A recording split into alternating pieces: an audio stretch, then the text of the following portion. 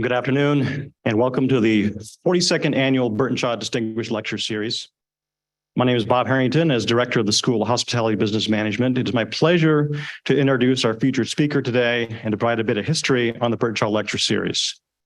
The Burtenshaw Lecture Series is made possible through a donation by Jerry and Angelina Burtenshaw, which commemorates their late son, Calvin Brett. Each year since 1981, WSU School of Hospitality Business Management, through the efforts of the Burtenshaw family, has invited leaders in the field of hospitality to visit our campus and to deliver a lecture to our students, faculty, and the WSU community. Today's lecture is being live streamed to those unable to join us here in Pullman. We welcome you as well. So those Cougs joining us from the Caesar Ritz College campus in Brigg, Switzerland, as well as our other WSU campuses in Vancouver, Everett, Tri-Cities, the Global Campus, and beyond. Welcome, we're glad you're here. Sadly, we lost Jerry in 2021 and he's greatly missed, but his hospitality spirit lives on with his 60+ year impact on our school, our students, and the industry will be felt for many years to come. Jerry Burtenshaw was a prominent and very successful graduate of our program, receiving numerous noteworthy awards from WSU in the industry, as well as being inducted into the 2017 inaugural member of our School of Hospitality Business Management Hall of Fame. To provide a bit of context on Jerry and his impact, we have a short video to show. The School of Hospitality Business Management at Washington State University would like to honor the life and legacy of Mr. Jerry Burtenshaw. As we celebrate 90 years of programming, we recognize Jerry as the champion and guardian of the last 40. Jerry was and will continue to be instrumental in the success of our courses, students, research, and outreach. Together with his wife, Angelina, they bestowed upon us a legacy gift that funds scholarship, the lecture series, and a career night. His legacy has impacted thousands of students and will continue to do so for years to come. Many donors can write a check or speak at an event. Jerry took being a Coug to heart. He was here year after year to lend his guidance and support. He advocated for needed resources like the expansion of Todd Hall and the creation of the Seattle Center. He saw value in professional development events for students and the need to bring employers to our campuses. With a gentle grace, Jerry was always here to help elevate the program and its students to new heights. Although never one to seek out accolades, we take the time today to honor Jerry and all he means to us. A thank you is simply not enough. So to recognize Mr. Jerry Burtenshaw, the School of Hospitality pledges to honor his vision and legacy into the future. Thank you, Jerry.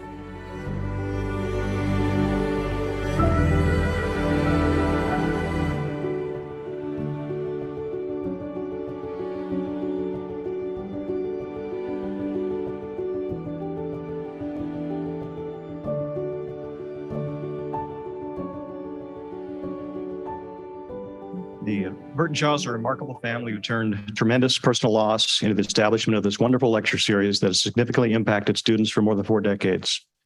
Will the members of the Burtenshaw family that are present today please stand and be recognized?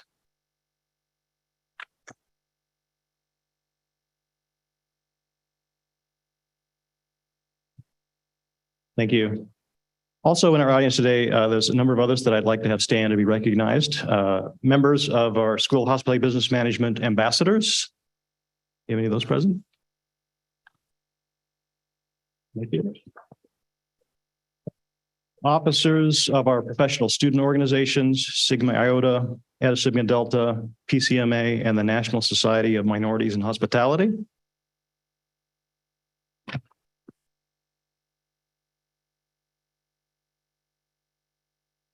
Faculty and staff from the School of Hospitality Business Management and from the Carson College of Business.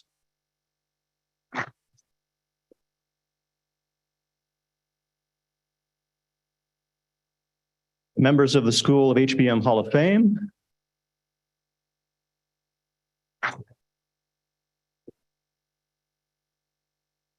And of course, our very dedicated members of the School of HBM Advisory Board.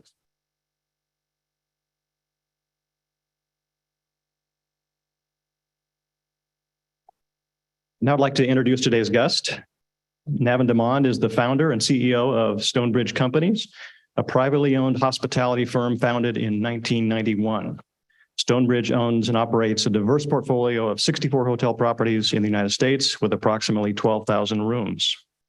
Mr. DeMond has received numerous awards for his work in the hospitality industry, including the prestigious Ernst & Young Entrepreneur of the Year Award, the Award of Excellence from the American Asian Hotel Owners Association, and was also inducted into WSU's School of HBM Hall of Fame in 2022. DeMond is a firm believer in serving his community. Currently, he serves on the Board of Trustees for the University of Denver and the Denver Center for Performing Arts. Mr. DeMond also served as the former chairman of the Denver Metro Convention and Visitors Bureau. Most recently, he was appointed to the Federal Reserve Bank of Kansas City, Denver branch as the chair.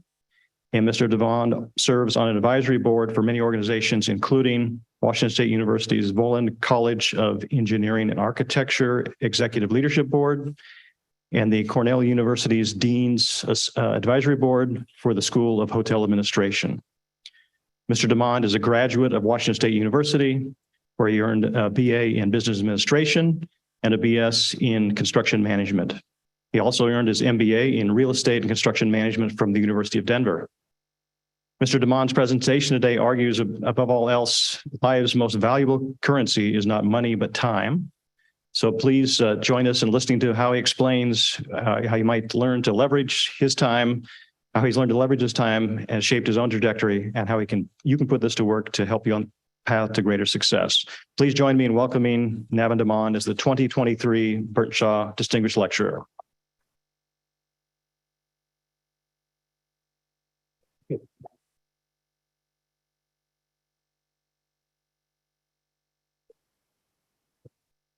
You know, it's funny when you sit there and listen to somebody introducing you.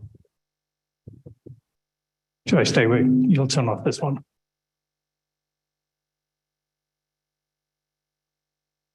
Am I good? No.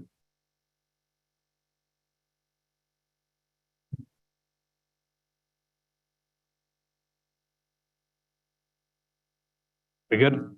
I think we're good. All right. Thank you for that. Bob, thank you for the kind introduction. But you know, you sit there and go, did I really do all that stuff? I think we still got some feedback coming on. Or should I just turn off the lapel version? I can do that. Maybe that's easier. Okay.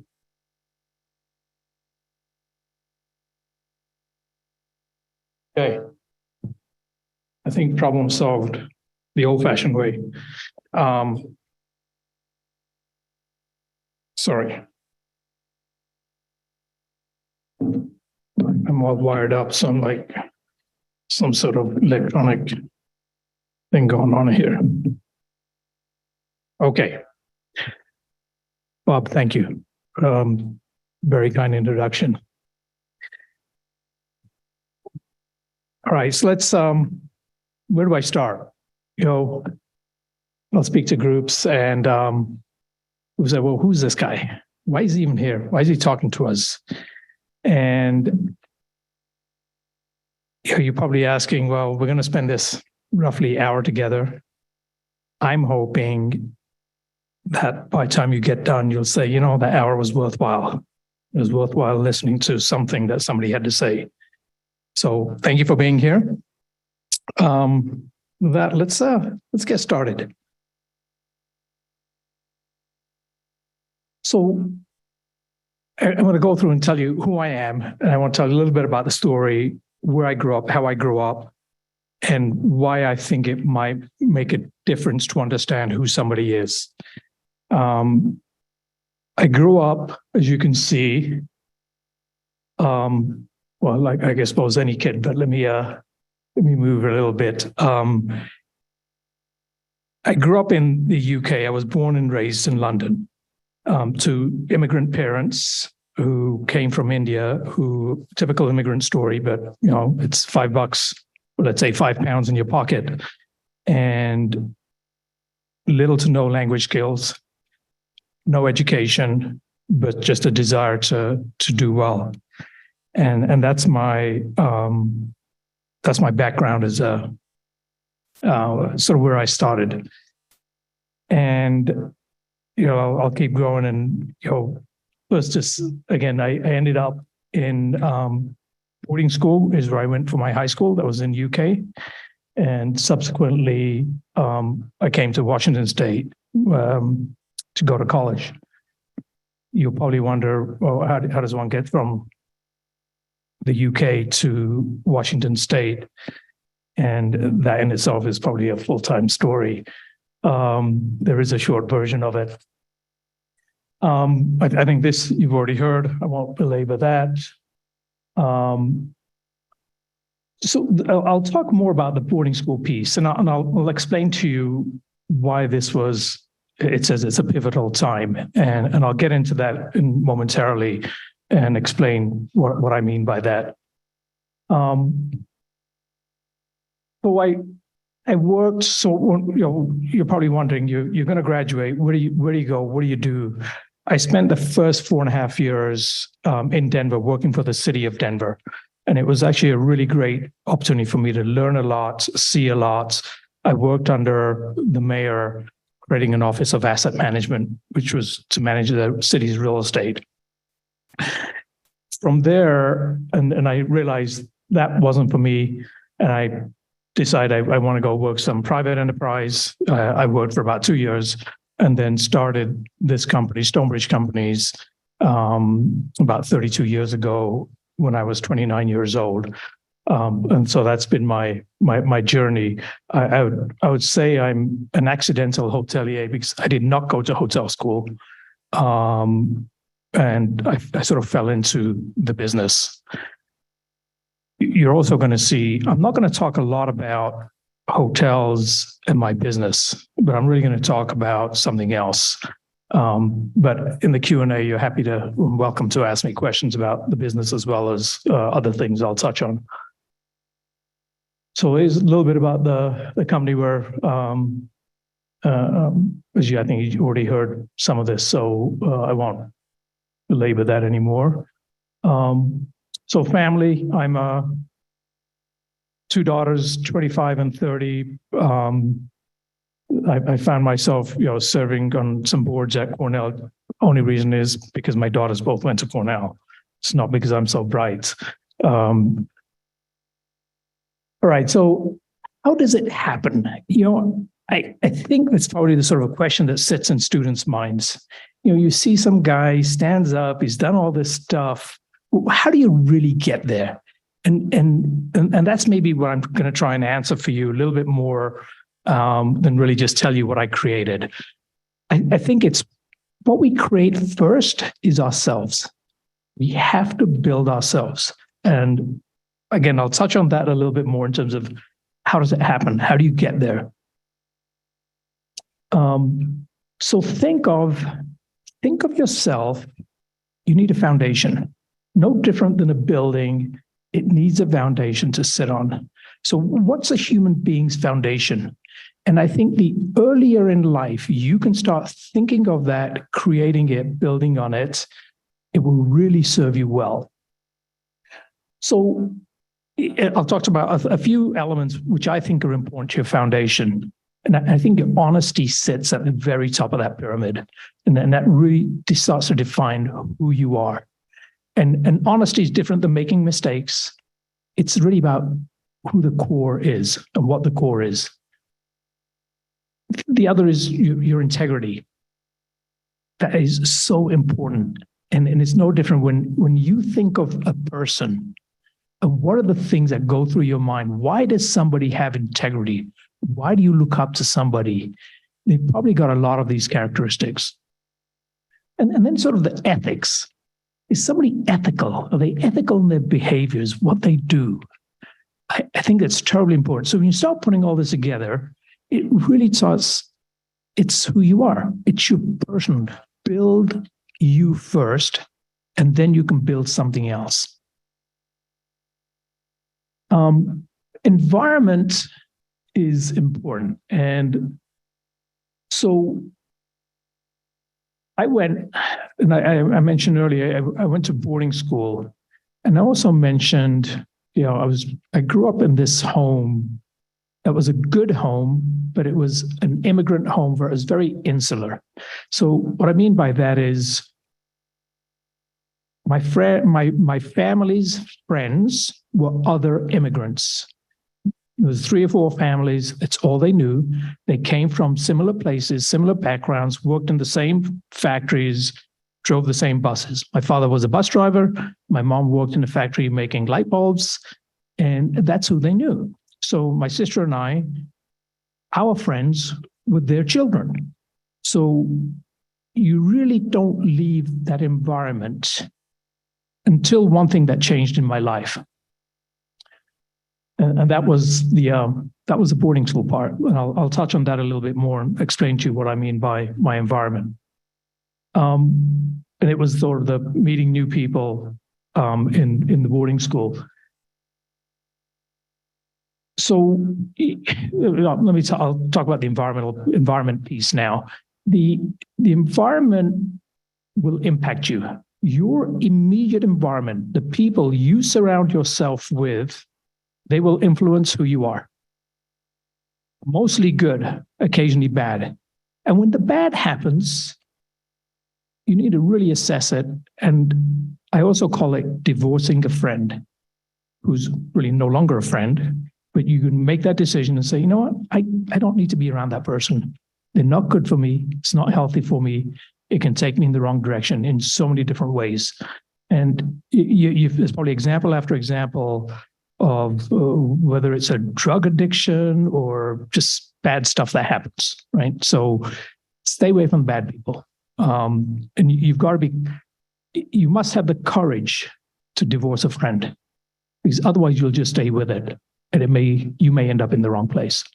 And that goes to the part of building yourself first, which includes your environment. You can control your environment. Actually, let me touch on one more thing is, the part of this, who you associate yourself with, but also where you spend your time. And I'll touch on that a little more as well, but how and where you spend your time, who you spend your time with is just as critical. So here's something, just sit there and think about this for a second. Currency of life is time and not money. And why do I say that? There's one thing in life we don't know. Well, let's say we cannot make time in its pure form. We can use it judiciously. We can use it wisely. We can use it with people we want to use it with. It is your time. Each of you owns your 24 hours in a day. I don't own it. The person sitting next to you doesn't own it. You own your 24 hours in a day. You decide how you want to spend it. Time is, it's sort of a deep thought. And I think exercising good discipline around time, the earlier you are, the better off you are. And the beauty of time is also interesting because we don't know how much we have. I don't know. None of us knows. And I think maybe that's sort of the beauty of it, because it's something you don't know. And I think mankind's, that's just kind of how it's going to be. Use it well.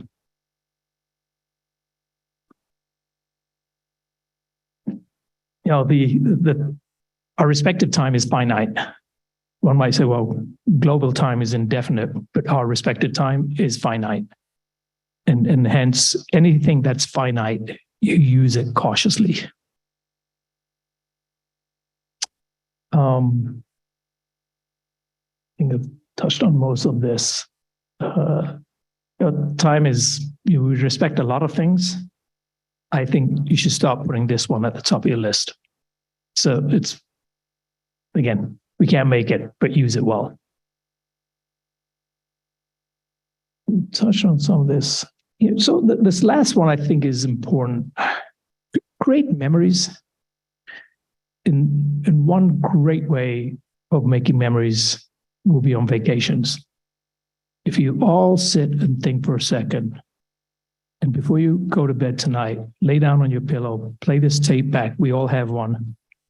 and things that you can't remember what you had for lunch on Monday, but you will remember a vacation that was 5 years ago, 10 years ago, 20 years ago, and you'll remember all kinds of details about a vacation. And that's what I mean by creating memories. Create memories with the people you want to be around, people you love, whether it's your families, your friends, whoever it is. Travel and create memories. So here's a concept where don't let somebody hijack your time. And what I mean by that, and it's happened to all of us, it's happened to me. I'll go to a meeting and I come back and I go, wait, why did I go? What was the purpose? So there's a few reasons why I would have gone. I didn't understand the purpose of the meeting. I didn't ask enough questions around the meeting. Somebody just sent me an electronic invite and I just accepted it. Or I didn't have the courage to say no. So again, going back to the component, it's your time. You decide what you want to do with your time. Understand the purpose of the meeting or whatever the situation is. It could be a party, and you're like, that was a really good one, or that was why did I go? Why do I waste my entire evening? I could have done something else with it. And I could have done something else with it that I really would have enjoyed being with this person or these people. Running out of time prematurely, that happens. But there's an end of life for everybody at some point. And when those times come, when you're really old, you want to be in a really content place where you did everything you wanted to do. You did it with the people you wanted to do it with. So I think certainly for everybody in the room, but certainly for the young people in the room, it's kind of hard to think of sitting in your seat today. If you're 18, 19, 20, 22 years old, why do I even need to care about this? I think you should, because you're going to be living in this body for a long, long time. And think about what it looks like when you're 80 and 90 and looking backwards and you go, you know what? I really loved what I did. I just enjoyed every moment of it and no regrets. Because a lot of times the regrets are usually, well, I didn't do this and I didn't get to that and didn't get to that. Well, why is that? It's probably because of time. All right, so I always think of things as like, okay, why did this guy come? What are the takeaways? And I'll leave you with essentially three things. I think your foundation, again, that's you. You create it, you control it.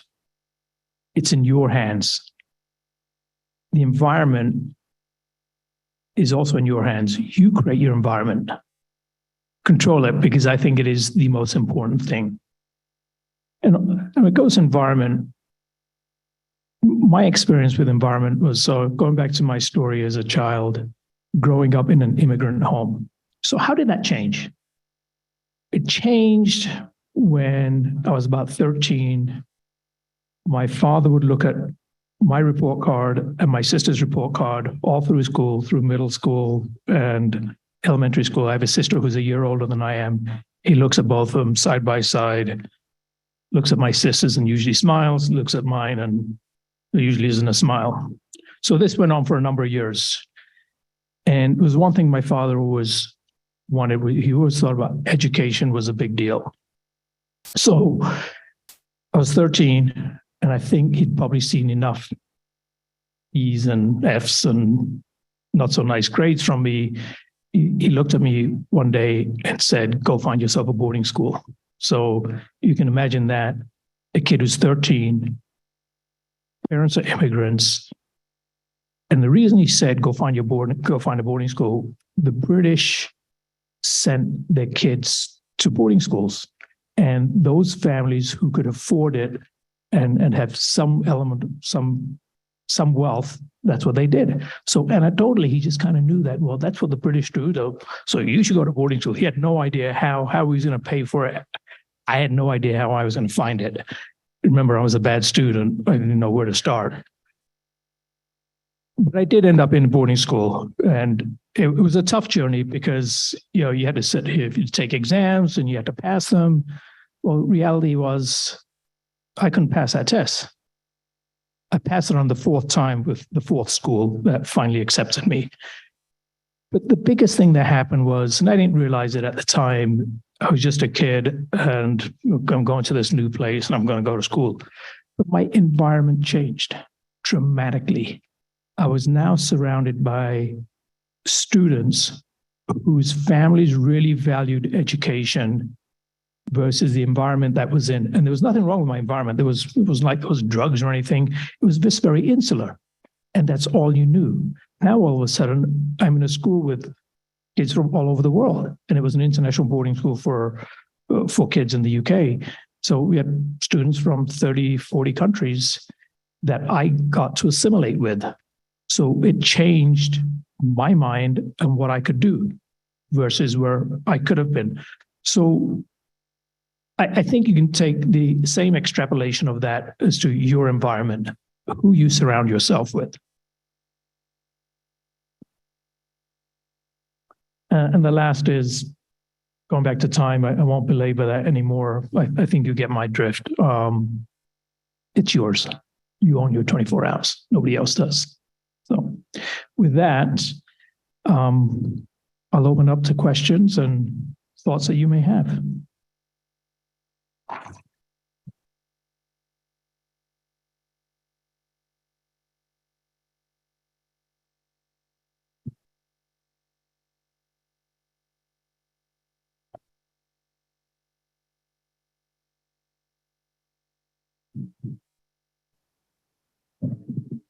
Hi there. I just wanted to thank you first off for coming and speaking with us.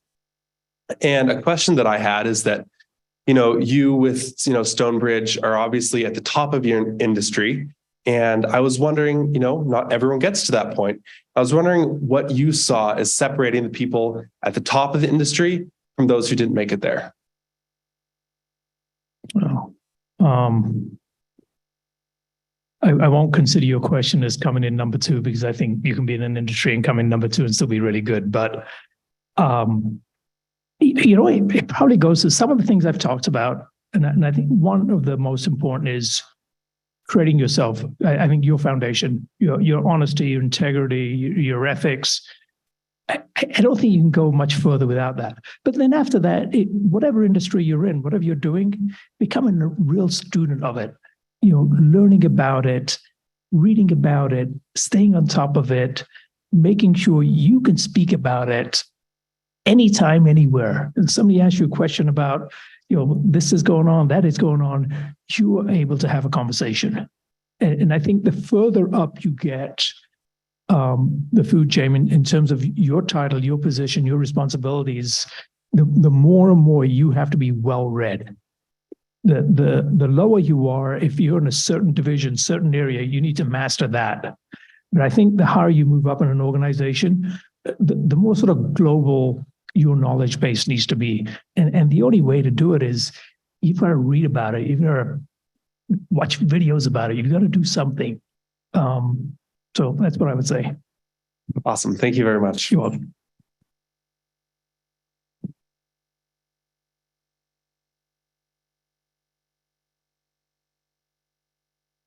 Thank you for the great speech. I am Doğan Gürsoy, faculty at the School of Hospitality Business Management. In your speech, you mentioned that the most valuable resource or asset is time, not the money. But the people who have time, usually they don't have the money, and people who have money, they don't have the time. And someone like you, for example, I'm sure you are quite busy. So how do you balance it? The time, and then the money, and also to create a good quality of life for the individual? That's the first question. I have another question. And how did you end up at WSU? Thank you. Well done. I think the first question, I'd say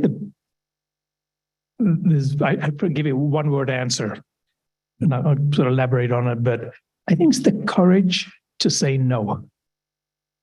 And we can't say yes to everything, but it's human nature to say yes. We always want to please people. We're that's our DNA as humans. But I think the art of saying no, the courage to say no is important. And that's the only way we can manage our time. So from a time perspective, I would say that's really the crux of it. Second question, how did I get here? I said it at lunch and tongue in cheek, but I got here in an airplane. But the way this happened was I was in a boarding school, as I mentioned, and I convinced my parents that I should go to the US to go to college. I finally got through that hurdle, and they said, yeah, okay, well, whatever, you've been doing okay, so figure out your path and figure out how you're going to pay for it and all that. So there was a handful of other students from the boarding school who were going to the States. So that summer before, one of my friends calls and says, we're having a conversation. He goes, so what did you decide on? I said, well, I think I'm going to go to the University of Maryland. And I said, well, what are you going to do? He says, I'm going to this place called Washington State University. So this was in 1980. So you put the phone down quickly because it cost so much to have a phone call. I said, I'll call you back. I think it may have been one of the schools I applied to. So I had this bunch of cards in the sort of Rolodex thing. And there it was. It was literally one piece of paper, 8.5 by 11, tri-folded, double-sided, and it was a letter on one side, and then the other side had like pictures of the university, and it said you were accepted. So I called him back and I said, let's go.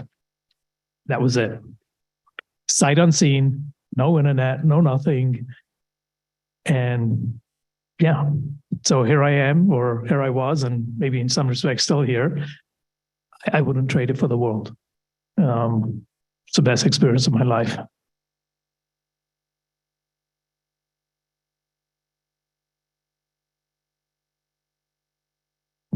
Hi, I just want to say again, thank you again for your lecture. It was very well said. As a minority, have you ran into any issues being an immigrant here in the US or in the hospitality world? Have you ran into any issues involving the minority, I guess?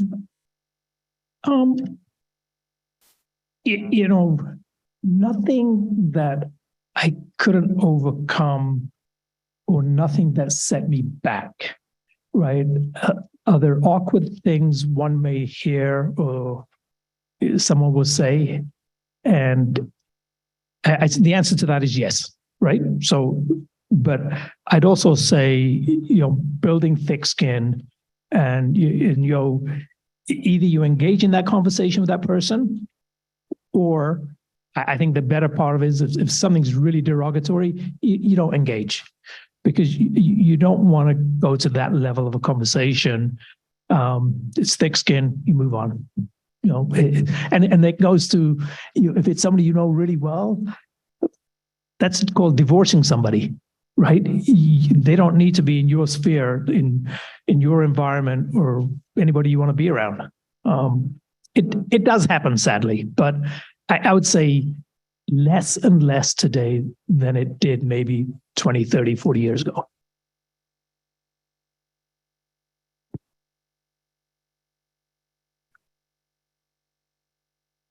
Evan, thank you for your talk. My name is Kasha Russell, and I'm representing HVS here today.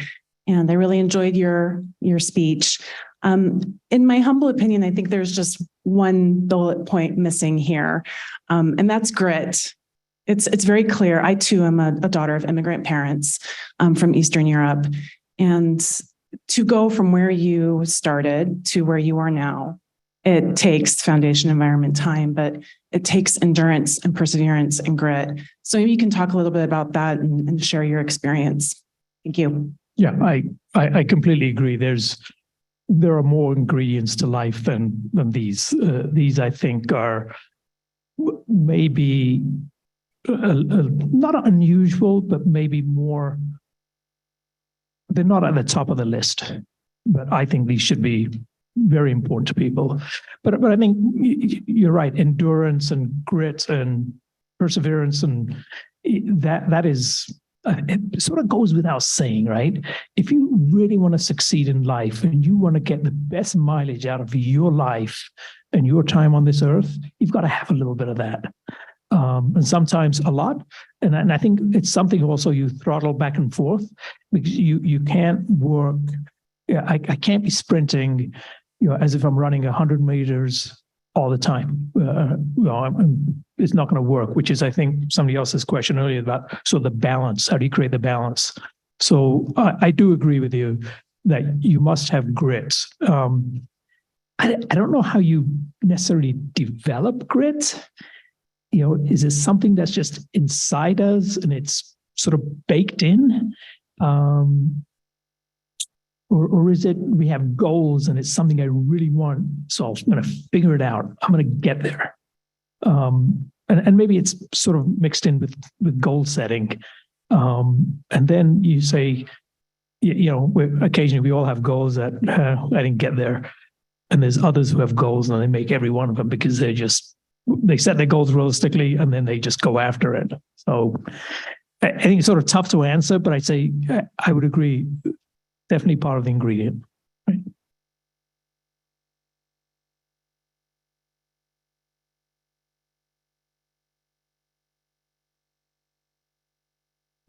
Other questions, thoughts? Hi there. I'm Debbie Campo. I'm Associate Dean for Faculty in the Carson College of Business. You've talked about the importance of deciding where you're going to spend your time. Within the Stonebridge companies right now, what's the most exciting place that you're spending your time? So on my business front, I'm spending a lot of time on sort of acquisitions and a number of M&A type deals we're involved with. Historically, we've grown organically, and we're in a number of M&A type discussions and sort of boardroom discussions, bankers and such. So it's been exciting, and it's exactly that.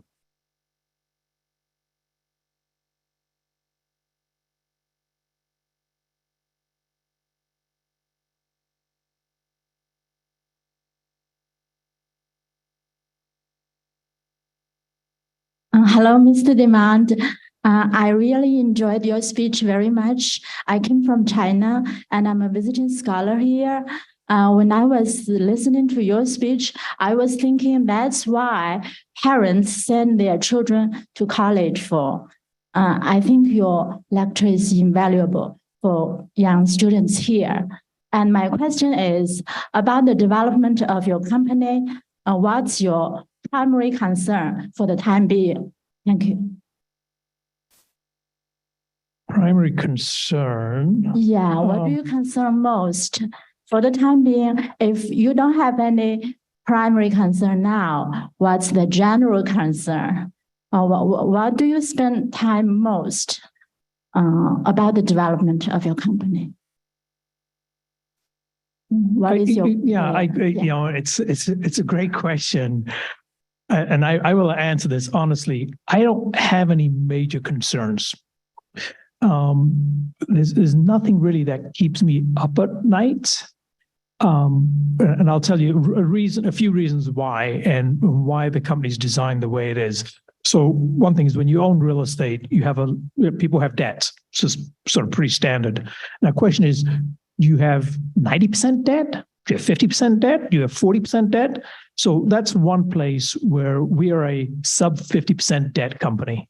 So we don't have a lot of debt. And it really served as well during COVID.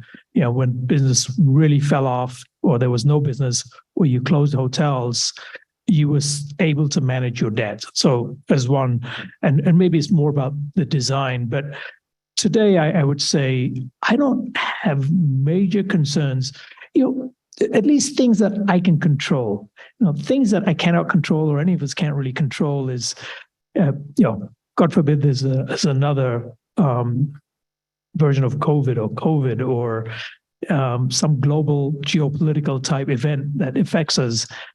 I don't really worry about those because I sort of segment my mind to say things I worry about, things I can control. If I can't control it, don't worry about it because it's really useless energy, right? And it's hard to do. But I think if you become disciplined enough with all kinds of things in your personal lives, school things you can control, worry about because you can influence, the outcome. If I can't control it, I try to put that away.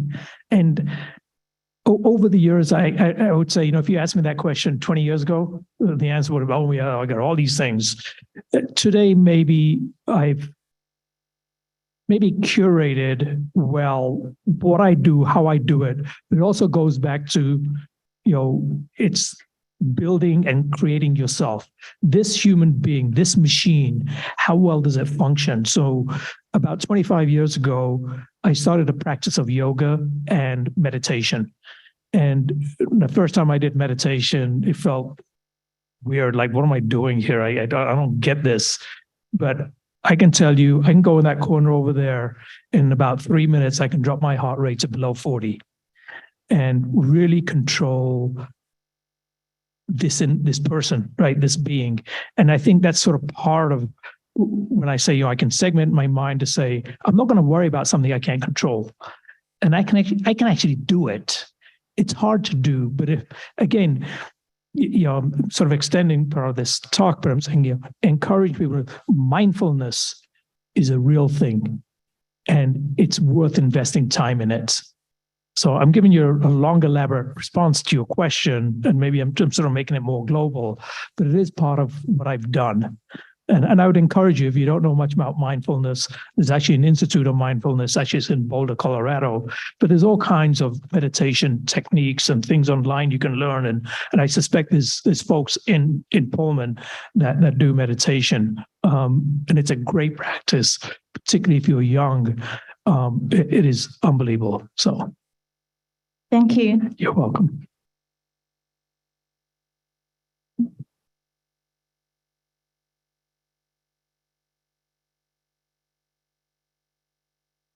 I'm going to get my exercise today here.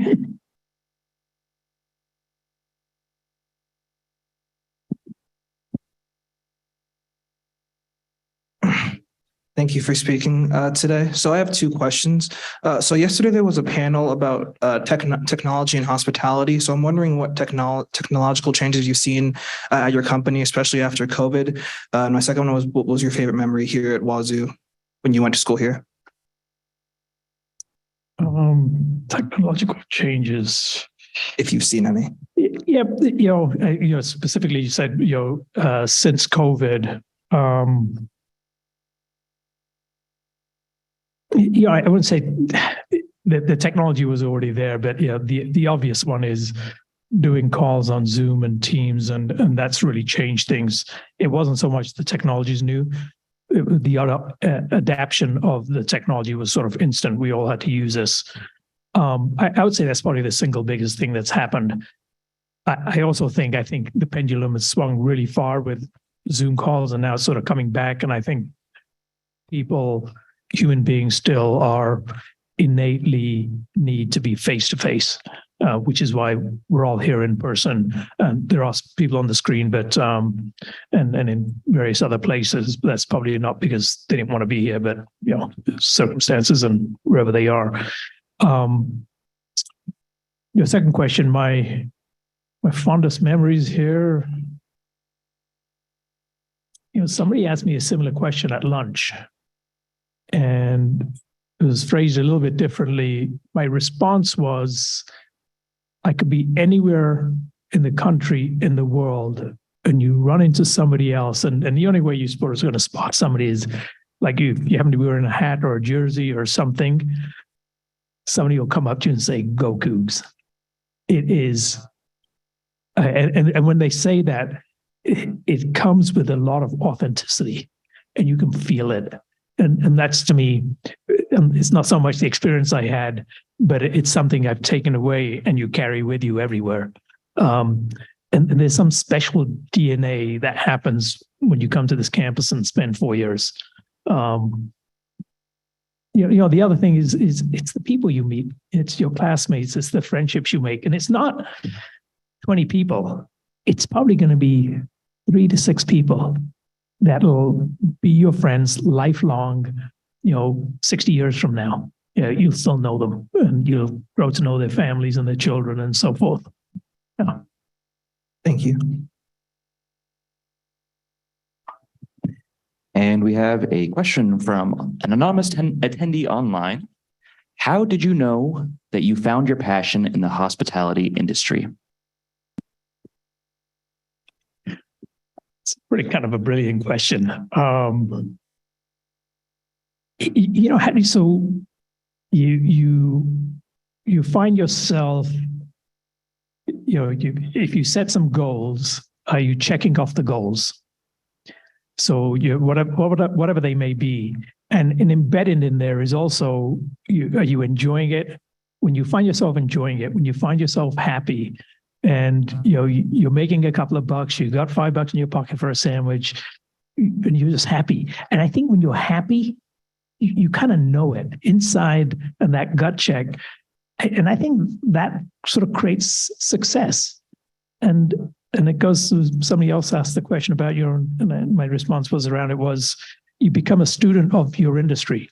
And the more you like it, the more you will be engaged, the more you will read about it, and the better you will become. It's very much a cycle, and it sort of keeps repeating itself, keeps giving you happiness, helps you pay your bills, and you become better at what you're doing. So, that's the question. I don't know if there's any way to talk back and forth here, but see if I'm answering the question here. Good, have thumbs up. Thank you. Hello, my name's Jessica, and I'm a postdoc here at WSU. And I was wondering, you say you accidentally fell into being a hotelier. How did that happen? How did you go from construction management into hotels? Yeah, good observation. How did this guy get here? So when I started the company, Stonebridge Companies in 1991, this was a time where there was what was known as sort of the S&L crisis, or savings and loans, a banking crisis, and it was mostly around real estate. And there was a company, the federal government created what was known as the RTC, it was the Resolution Trust Corporation that I believe it got created maybe 1990 maybe. And its sole job was to take the real estate from these defunct banks, lease it, sell it, fix it, clean it. And I had this grand idea that I didn't have any capital, but I said, well, I could do that. Like work with banks and work with the RTC, and I'll do this work. So that's kind of how I started. Through that process, and I ended up buying some small real estate, mostly single family homes that were literally, I was buying homes on credit cards because they're like $16,000 and, some down payment and some money to paint it and fix the broken windows. And so in today's world, people call it fix and flip. It was a little bit like that on a really tiny scale. But through that process, there was a number of banks we got to know, and one of the banks had a hotel, and we'd work with this bank for over a number of different transactions we were helping them with. And this particular banker said, hey, you should just buy this property. And he said, it's a hotel. And I said, I don't know anything about hotels. Like, forget it. Let's talk about something else. So I met with the same banker a couple of weeks later, and he goes, did you go look at it? Like, look at what? I told you I'm not interested. He says, no, please go look at it. You're a smart guy. You understand real estate. Go look at this real estate. So it turns out, it's a great location, has great access, great visibility, but it's still got a hotel on it. Long story short, ended up buying that hotel, and that was the first hotel I bought. And it was called the Bronco Inn in Denver, Colorado, which no longer is a hotel. It long demolished, and I believe it's a Best Buy store now. So hence the accidental hotelier, not by design. So my real purpose of that is just, it was not what I intended to set out to do. And maybe there's a story in there as well, is there's a lot of times you may set out to do something, but it ends up being something else. And as life unfolds, take the opportunity, don't resist it, let a door open. If it's really naturally opening, somebody saying, look at this, keep doing it, look at it. And I think in today's world, things are changing so rapidly, especially when you look at technology. There'll be things in 5 years and 10 years that nobody's ever heard of, but we'll all be adopting and doing. So make change a part of the fabric of your life. Yeah, I think it's really, really important. So let your life unfold. It will. But keep the foundation, right? Keep the elements we've talked about here. But the other things, they can change, and you should let them change. Hello, thank you for your words of wisdom thus far. My name is Tracy, and I'm the academic advisor for the School of Hospitality. I really appreciate your perspective on time, and I was wondering if you could give the students a little advice on how they can make the most of their limited amount of time as an undergraduate here at Washington State.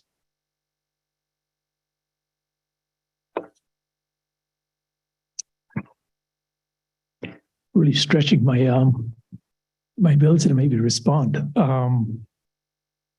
So if I'm a student, how do I manage my time? You know, unfortunately, I'm going to keep coming back to this, one of the same things, and you know what it's going to be. It's that courage to say no. And it's the things, and then maybe part of it is you're prioritizing, right? There's like a 10-pound bag and you got 15 pounds of potatoes. They're not going to fit. Of those 15 pounds, which ones are the priorities? Put in there 10 pounds worth. You don't have room for 11. But maybe you make the priority list, and the things that fall out the bottom, you're not going to get to. So do the others really well, right? Don't dilute what you do, but whatever it is you do it well. Stay focused on that, stay engaged with that, become the student of that, master it. And also things you're enjoying. That goes to that happiness piece, the fulfilling piece. And that's part of how you sometimes, now, with school, maybe it's a little bit different because some of the things you got to do, right? If it's your classwork, it's your classwork. But then maybe before you choose that class, choose your classes carefully. Choose your major carefully. Is it something that you're really going to enjoy? Is this the major? Is this the thing that I'm going to love? And if it isn't, change early, don't change late. But I think if that passion is around something, then all of a sudden it becomes easier. So it's sort of a roundabout way of maybe answering your question, but again, sort of a mix of ways to address it. But be disciplined around it. Do manage it, write it down, make a list, right? Versus, I'll just get to it. I don't know when I'm going to get to it. It's just kind of out there. Synthesize it. That always helps.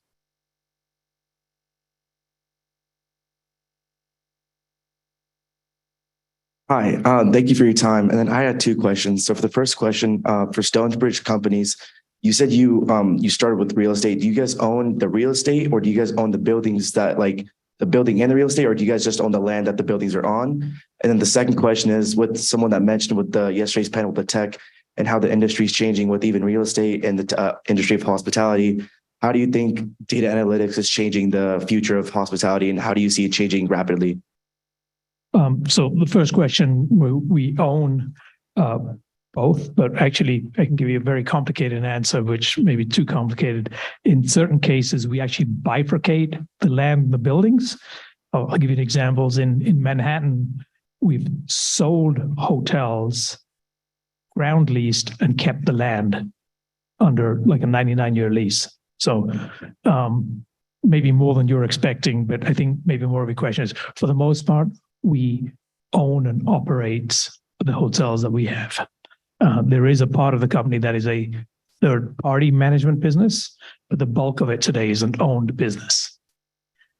And in terms of data analytics and more about what changes it's creating, or like in more perspective, seeing how more companies like Hilton and Marriott and stuff like that, how they're using data analytics to collect more information about their, clients and how they're getting, optimizing their, prioritizing what to not to do and what to do. During COVID, I've seen like how Hilton has changed, doing like even VR, how someone mentioned last night, how their company has used data analytics to collect data and then use that to actually promote, future instances like with, residents and stuff like that to promote better life. How do you see with data analytics, just the future of tech, how do you see that changing the hospitality industry? Because it's, as we're going to get more tech savvy, do you see that being more, more personal, or do you think for the corporate level, do you think it's going to get more harder to become in that space with all the technology increasing and stuff like that? Yeah, I think there's a massive amount of data collection at so many levels, and in just about every industry possible. And I don't think we live private lives anymore. It's like people know anything and everything about you. And even if you looked at a website for some product, next thing you know, you're bombarded with, that same products it's advertising to you, right, within a few seconds. In terms of your question, I think yes, it's there. It's impacting our business. And, sort of the next thing of that is, you've got a lot of data. How do you deploy it? What is it worth? What do you do with it? And the analytics part is maybe really the crux of it. But then it's really sort of two parts. One is, if you're making a product, how do you make it better? If you're making a service, how do you make it better? And the third is for those who just want to monetize it, right? They just want to make money from the data. Who do they sell it to? And who wants it? And why is it valuable to them? I think that will continue. And unless our government gets involved in a really big way to say, you got to stop collecting all this data. And there's some of that out there, not in a big way, but in some small ways to put some restrictions on. But I don't think it's going away. There's already plenty of data out there. But I think we have to pay attention to the data because it does tell us a lot about human behavior, human consumption patterns, tells us so much about ourselves and how we can better service. And I think the best places is, how does it make our lives better? And to the extent it can make us better and make my life better, I'm okay kind of somebody collecting the data. But if it's there just to be, I don't know, maybe somebody's pitching you stuff all the time, that can get a little annoying. Am I getting to your question? Yeah. No, thank you so much. Thank you. Certainly. We have time for one more student question.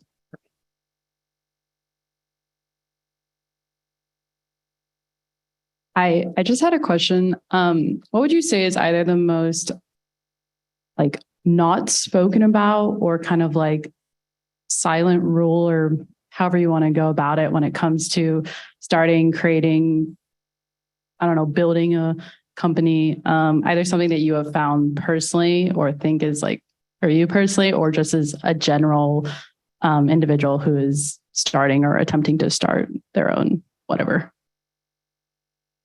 Yeah. My pathway was,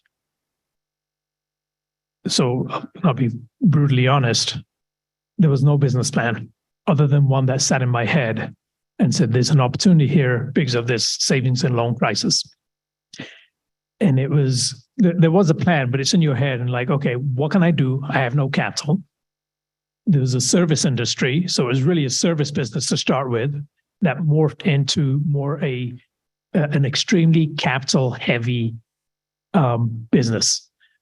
And so I'm not suggesting do it without a business plan. Have a business plan, write it down. I think the more you think it through, but there's also a limit to how much you can think things through, because it will always come with some risk, and risk is nearly always directly correlated with return. So if you want to do something, think it through. Because the amount of research that can be done on any topic anymore is endless. You can spend the lifetime on the research and never get to the opportunity. So tell yourself, I'm going to research it for X amount of time. That's my time limit. Then I'm going to make a decision. And then make your decision, go with it.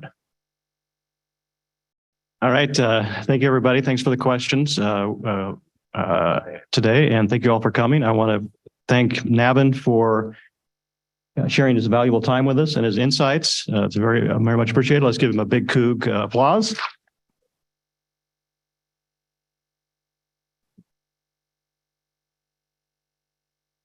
And we have a nice plaque to commemorate this occasion.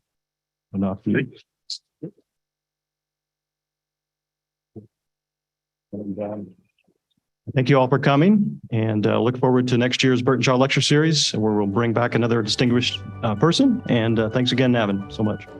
Thank you for your time.